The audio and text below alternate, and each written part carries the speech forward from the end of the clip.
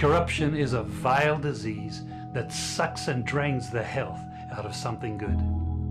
Corruption in society is an evil moral infection that keeps community in a state of perpetual sickness. Corruption is a moral virus. It's so potent it leaves its host sick, lethargic, and unable to realize and accomplish all that a well person can. Where corruption thrives, poverty and not prosperity thrives. Wealth is grabbed into the greedy, grubby hands of those who get fat on the toil and labor of good people. Corruption benefits only temporarily those who participate in it. Everyone else is a victim of the theft, the deceit, the dishonesty, and the lies that corruption feeds on. You need to know that a corrupt person is stealing from you.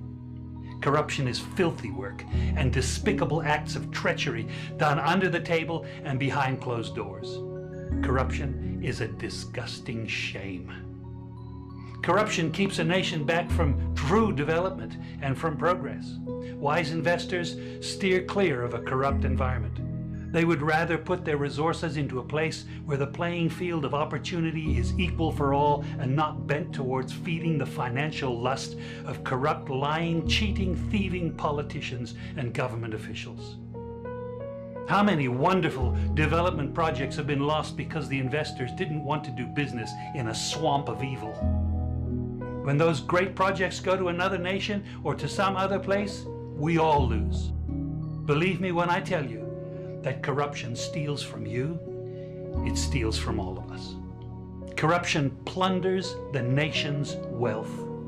Corrupt people compromise on truth, equity, and fairness, choosing instead to feed off the short-term benefits of crookedness, exploitation, and financial perversion. Corruption is not just a personal matter, it's a culture. It's a way of life, not just for individual people, but for companies, communities, governments, and nations. Corrupt nations, hiding behind large companies, will seek to invest in other weak nations in order to take over the assets of the nation that they've invested into. They will provide financial loans to a nation for the much needed infrastructure, and they will do it with assets that they provide. They will sign contracts by lining the pockets of rotten government officials who participate in this kind of corruption and are then held hostage by their own deceit and greed. Corruption is nothing less than a form of theft and national robbery. A corrupt person steals from everyone in society. We all lose when corruption is rampant. Those who participate in corruption have chosen evil over good, lies over truth, and personal gain over well-being of all. To be corrupt means to be rotten. When meat is corrupt, it's rotten and it stinks. Rotten meat can't be eaten. When a person is corrupt, he's rotten and unfit for a place in the community. A corrupt person should be jailed in order to protect society from the vile deeds of the corrupt person. Government should be protecting us from the foul results of corruption instead of being the proponents and participants in corruption. When corruption is systemic, when it's a culture and a way of life, when corruption thrives, it destroys the health of the community and nation. Now let me tell you something. Defeating corruption is a very difficult thing.